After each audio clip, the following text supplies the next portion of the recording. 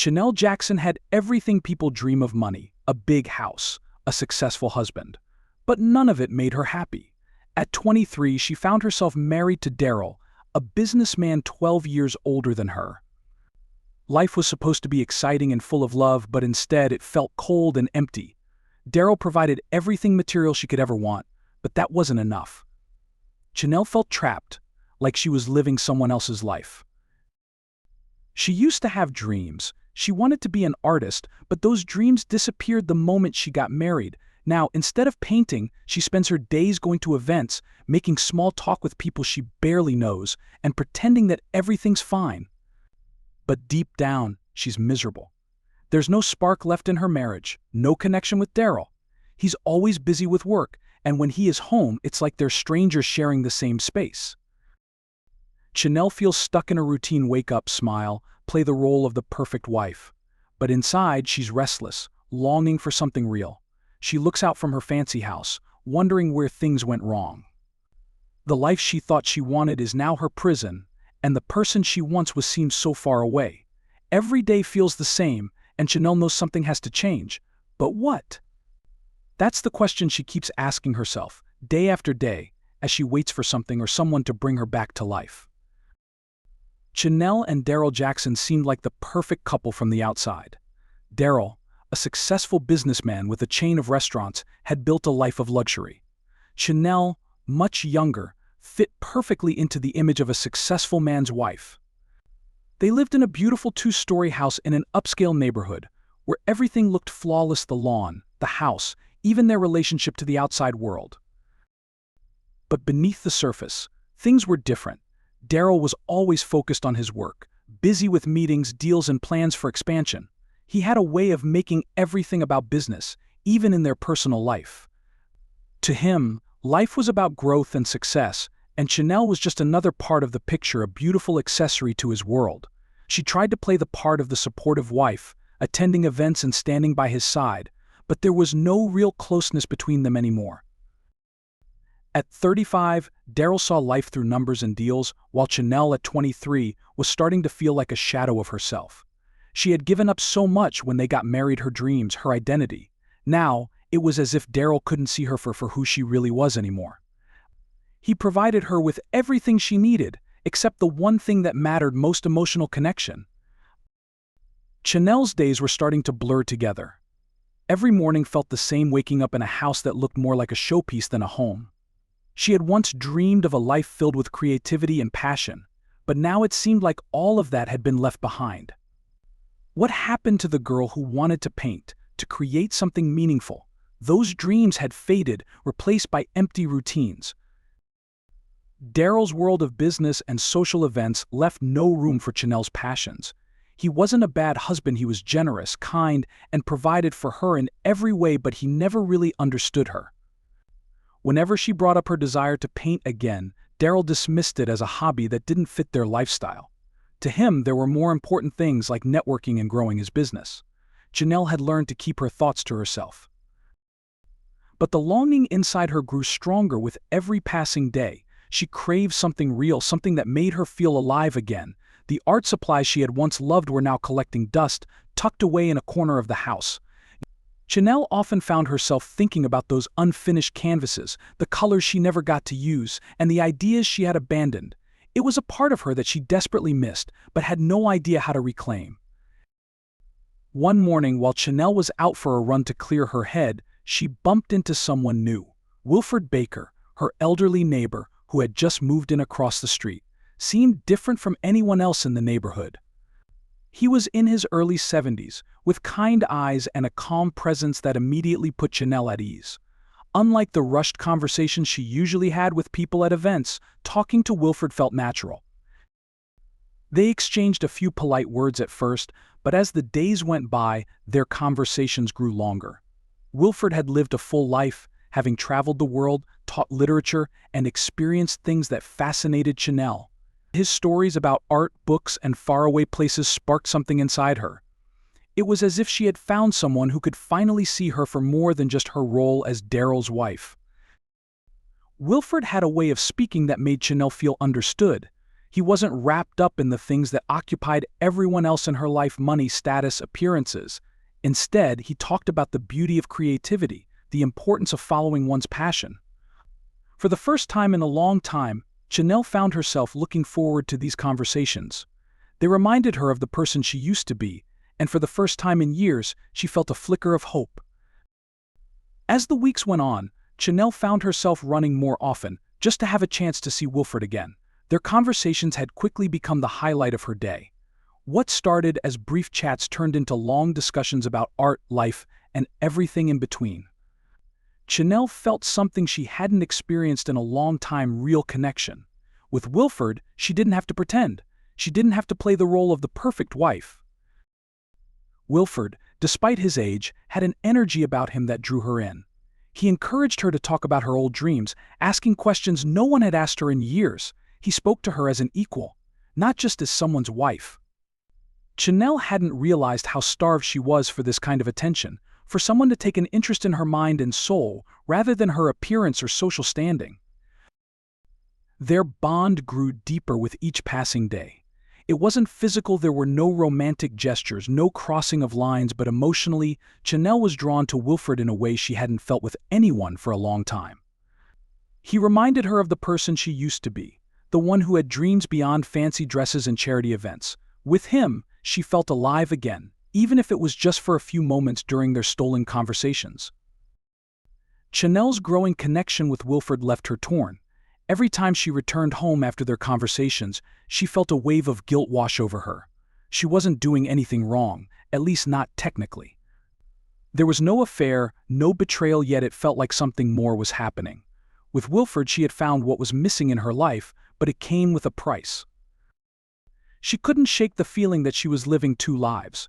At home with Daryl, she played the role of the perfect wife, attending events and supporting his business. But when she was with Wilfred, she was herself again, free to express her thoughts and desires, free to be the person she had buried inside. The contrast between these two worlds was exhausting, and Chanel was beginning to feel the weight of her choices. Daryl had started to notice changes in her behavior. He asked her questions, but she always had answers ready: yoga classes, meetings with friends, anything to cover up her frequent absences. Chanel wasn't sure how much longer she could keep this up. The guilt gnawed at her, but so did the thought of losing the only person who truly understood her. She felt trapped between the life she was supposed to live and the life she longed for, unsure of how to move forward without hurting everyone involved, including herself. Chanel's meetings with Wilfred became a secret part of her life, something she kept hidden from everyone, especially Daryl. Every time she slipped away to see Wilfred, it felt like she was stepping into a different world. His home was nothing like the grand house she shared with Daryl. It was warm and filled with books, paintings, and the smell of coffee. It felt real, unlike the polished, empty life she had been living. Wilfred encouraged Chanel to embrace her creative side again, pushing her to pick up a paintbrush and let her emotions flow onto the canvas. He saw something in her that no one else did, a spark that had been buried under years of being the perfect wife. Slowly, she started painting again, first in secret and then more openly. Wilfred's influence made her believe that her dreams weren't as out of reach as she once thought. But with every step deeper into this new life, the divide between Chanel and Daryl grew wider. She found herself lying more often, making excuses to cover up her time spent with Wilfred and the art she was creating. Each painting she completed felt like a small act of rebellion, a way of reclaiming the parts of herself she had lost. Yet with every brushstroke, the fear of what might happen if Daryl found out gnawed at her. Chanel knew she was living on borrowed time, but she wasn't ready to give up the freedom she had finally found. Chanel's newfound creativity brought her a sense of purpose, but the guilt that came with it was overwhelming. Every time she spent hours at Wilfred's house or secretly worked on her paintings, she felt like she was betraying Daryl in some way. She wasn't having an affair, but the emotional connection with Wilfred was something she knew her husband wouldn't understand. It wasn't just about the art anymore, it was about the life she was building behind Daryl's back. At night, lying beside Daryl, Chanel's mind would race with thoughts of Wilfred. The guilt kept her awake, staring at the ceiling, wondering how things had gotten so complicated. She would glance over at Daryl, asleep and oblivious to the emotional distance growing between them. She wanted to tell him the truth, but the fear of losing everything, her marriage, her stability, even her reputation, kept her silent. The more Chanel embraced her secret life, the harder it became to keep up appearances at home. Daryl would ask simple questions, and Chanel felt her heart race, knowing she had to lie again. Each time, the guilt grew heavier. She knew she couldn't live like this forever, but the idea of giving up Wilford and the freedom he represented felt impossible. Chanel was caught in a web of her own making, and the pressure of keeping it all together was slowly starting to wear her down. The cracks in Chanel and Daryl's marriage were becoming more visible. Daryl, always focused on his business, had been too busy to notice at first. But now he was picking up on the subtle changes in Chanel's behavior, the excuses for not attending events, the time spent away from home, the distant look in her eyes. His questions became more pointed, though still wrapped in the calm, collected tone he always used. "Where were you today?" he'd ask, seemingly casual, but Chanel could feel the suspicion behind it. Each time she gave a rehearsed answer: lunch with a friend, errands in the city, but she could sense that Daryl didn't fully believe her anymore. His trust in her, once unshakable, was starting to erode, and the tension between them grew thicker with every conversation. Daryl had also started making more effort at home, trying to bridge the gap between them. He asked her to join him for dinners or to accompany him on business trips, gestures that might have meant more before, but now only made Chanel feel trapped. She didn't want to spend time in that life anymore, the one that felt suffocating and disconnected from who she truly was. As Daryl pushed for more closeness, Chanel pulled away even further. Each night, the silence between them stretched longer, filled with unspoken questions and unresolved tension. They both knew something was wrong, but neither was willing to confront it head-on. Chanel felt herself drifting further from the marriage, unable to find a way back, and unsure if she even wanted to try. Wilford could sense the inner turmoil Chanel was going through. He didn't press her for details, but he knew enough to see that she was struggling with her feelings and her place in life. Instead of offering advice, he simply listened. He gave her the space to talk about her frustrations with her marriage and the confusion she felt about the life she was leading. For Chanel, Wilford's support was a lifeline. He didn't judge her, and he didn't try to fix her problems. He just made her feel seen. It was during one of their quiet conversations that something clicked for Chanel. She realized that what she was feeling for Wilford wasn't just about him, it was about the version of herself she had lost. Wilford had helped her reconnect with the woman she used to be, the one with dreams, desires, and a sense of purpose. The more time she spent with him, the clearer it became her longing wasn't just for Wilford, but for the life she had given up when she married Daryl. Wilford's calm encouragement gave Chanel the confidence to explore this part of herself again. He didn't push her to make drastic decisions, but his presence made her realize she had a choice.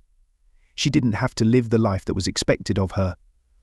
For the first time in years, Chanel felt a sense of control over her future, but with that realization came the weight of knowing that decisions had to be made, ones that would change everything. Chanel's decision to start painting again came quietly, almost without her realizing it. One morning, she found herself digging through old boxes, pulling out her forgotten art supplies. The paints, the brushes, the empty canvases, all of it reminded her of who she used to be before she got lost in the life Daryl had created for them. She set up a small corner in the house, out of sight, where she could paint in secret. At first, the strokes were hesitant. It had been years since she had held a brush, and her hands felt clumsy. But as she worked, something inside her began to loosen. The colors flowed freely, and for the first time in what felt like forever, Chanel was expressing herself without worrying about what anyone else thought. Each painting became a reflection of the emotions she had bottled up for so long: her frustration, her sadness, her longing for something more. The hours she spent painting gave her a sense of freedom she hadn't felt in years. It wasn't just about creating art, it was about reclaiming a part of herself that she thought was gone. With every completed piece, Chanel felt more alive, more in touch with the person she had once been. She was no longer just Daryl's wife, no longer stuck in a life that didn't feel like hers. She was an artist again, and that realization filled her with a quiet but powerful sense of purpose. Just as Chanel was beginning to find herself again, everything changed in an instant. One morning, she noticed something odd. Wilford hadn't been outside for his usual walk, and his house, always filled with warmth and life, seemed unusually quiet. Chanel's heart sank. Something felt wrong. She walked over, hoping it was nothing, but the sinking feeling in her chest grew with each step. When she reached Wilford's house, she knocked, but there was no answer. Panic set in, and she rushed to a neighbor for help. Together, they managed to get inside, and there, in his bedroom, they found Wilford.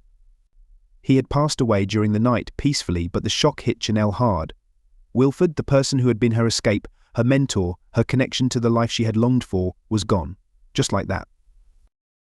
The grief was immediate, but so was the fear. Chanel wasn't just mourning Wilford's death, she was terrified of what it meant for her. Without him, the secret world she had built felt like it was crumbling. Wilford had been her support, the one person who understood her, and now she was left to face the emptiness of her marriage and her life without him. The loss left a deep hole in Chanel, one that she wasn't sure she could fill. Wilford's death didn't raise many questions at first. It seemed natural. But as the police arrived and began their routine checks, something about the situation caught the attention of Detective Patrick Green. He wasn't one to jump to conclusions, but the scene didn't sit right with him. Wilford was an older man, yes, but there were details that felt off, like the glass of water on his nightstand, still half full, and the way his belongings were slightly out of order. Green had seen enough cases to know that sometimes the simplest deaths weren't so simple after all. Detective Green began his investigation by speaking to the neighbors, piecing together a timeline of Wilford's final days. It didn't take long before Chanel's name came up. Everyone knew about their friendship, but some neighbors hinted that it might have been more than that. Green noted Chanel's reaction when she first saw Wilford's body, more intense than he expected for just a neighbor. Something about her sadness seemed too deep, too personal. As he dug deeper, Green started to sense that there was more going on in this quiet neighborhood than met the eye. Wilford's past seemed clean, but the people around him, that was another story. The more Green questioned Chanel and those closest to her, the more he began to suspect that Wilford's death wasn't just a case of old age catching up to him. There were secrets hiding in plain sight, and Detective Green was determined to uncover every single one of them. As Detective Green continued his investigation, small details began to unravel a much bigger story. Wilford's death, initially thought to be natural, was starting to look like something more sinister. Green's gut told him there was more behind it, and he was right. The financial records didn't add up. Wilford had been withdrawing large sums of money in the weeks leading up to his death, but where had it gone? And why?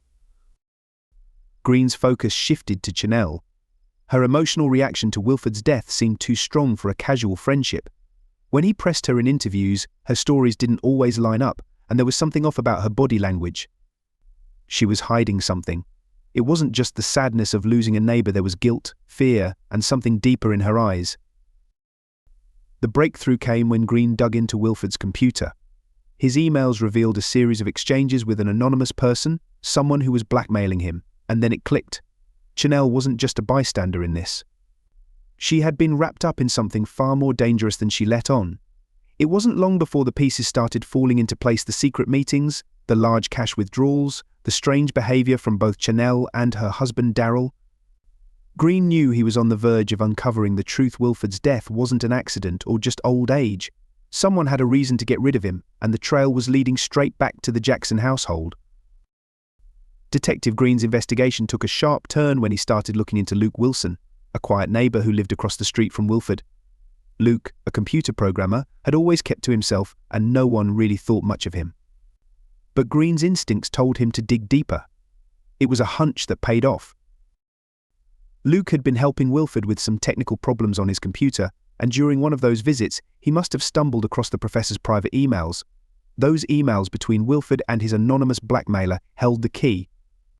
Green suspected that Luke had used his computer skills to spy on Wilford's correspondence, figuring out exactly what kind of leverage he could use to blackmail the old man. The large cash withdrawals? That money was going straight to Luke's pockets. But it didn't stop there. Green uncovered pharmacy records showing that both Luke and Daryl had been purchasing verapamil, a drug used to treat heart problems, and the more Green dug, the clearer it became Luke had switched Wilford's medication, causing the fatal heart attack.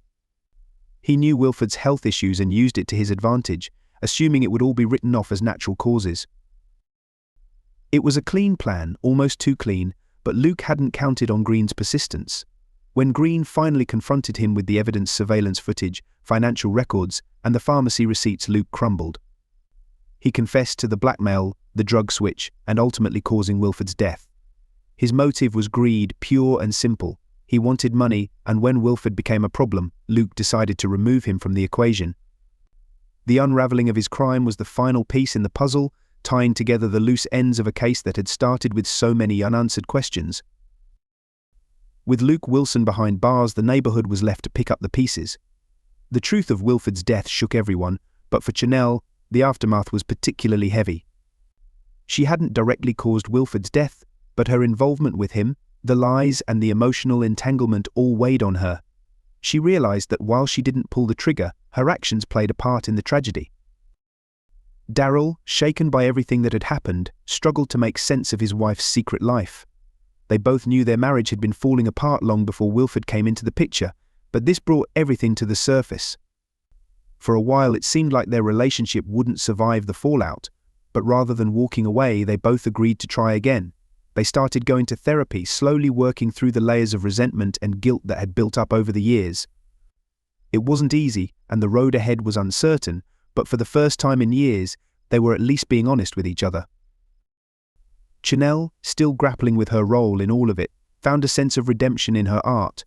She opened a small gallery showcasing her paintings and those of other aspiring artists. It was a way for her to honor Wilford's memory and the passion he had reignited in her. Her work gave her a new sense of purpose, something she hadn't felt in years. Daryl, too, made changes. He started stepping back from his business to focus more on their marriage.